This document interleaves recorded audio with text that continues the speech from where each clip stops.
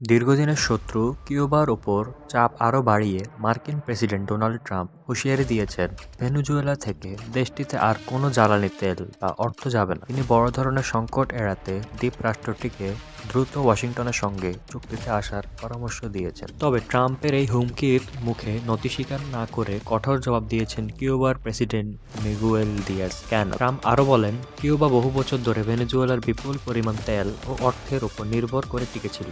এর বিনিময়ে দেশটি ভেনেজুয়েলার স্বৈরশাসকদের নিরাপত্তা নিয়ে আসছিল। তবে চলতি বছরের শুরুতে মার্কিন বাহিনীর হাতে ভেনেজুয়েলার প্রেসিডেন্ট নিকোলা মাদুরো আটক হওয়ার পর থেকে দেশটিতে কিউবার তেলের সরবরাহ পুরোপুরি বন্ধ হয়ে গিয়েছে। ট্রাম্পের এই হুমকির জবাবে কিউবার প্রেসিডেন্ট দিয়াজ ক্যানেল, কিউবা একটি মুক্ত, স্বাধীন ও সার্বভৌম রাষ্ট্র। আমরা কি করব না করব তা কেউ বলে দিতে পারে না। ৬৬ বছর ধরে কিউবা মার্কিন আক্রমণের শিকার হয়েছে। কিউবা কাউকে হুমকি দেয় না, তবে মাতৃভূমি রক্ষায় শেষ রক্তবিন্দু দিয়ে লড়তে প্রস্তুত। তবে মার্কিন গোয়েন্দা সংস্থা সিআইএ বলেছে, কিউবার অর্থনীতি চরম চাপের মধ্যে থাকলেও দেশটির সরকার এখনই ভেঙে পড়বে কি না তা নিয়ে নিশ্চিত হওয়া যাচ্ছে না। বর্তমানে মেক্সিকো কিউবাকে সামান্য তেল সরবরাহ করলেও তা চাহিদার তুলনায় খুবই নগণ্য।